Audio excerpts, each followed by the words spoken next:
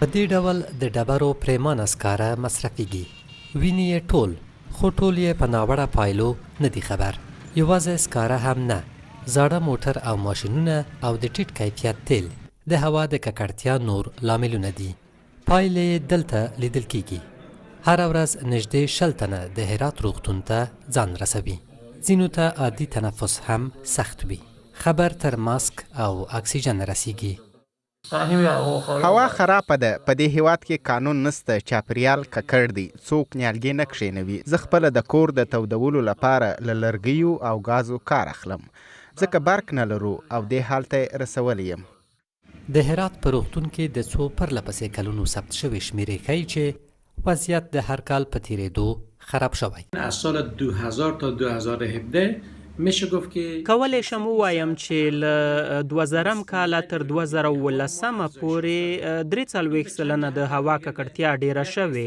یو لوی لامل یې په ژمي کې په کورونو کې له ډبرو سکرو نه کار اخیستل دي چې دا کار درانه او مضر غازونه هوا ته خوشي کوي. بل په موټرونو کې له بې کیفیته تیلو نه ګټه اخیستنه ده. ځایي چارواکي د هوا د ککړتیا لاملونه ویني، خو داسې ښکاري چې تر ډیره د راتلونکي په اړه اندېښمن دي. دوی اوسنی وضعیت چندان د اندېښنې وړ نه بولي.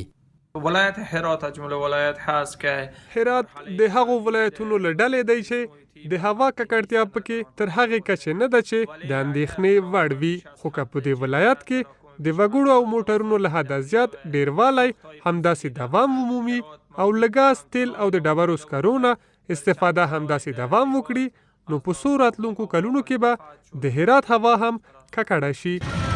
په هرات کې د نفوسو او موټرو شمیر زیات شوی، خو د زرغونې فضا د پراختیا لپاره هم هڅې شوي دي.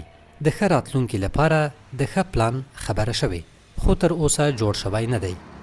محمد قاضی زاده، BBC هرات.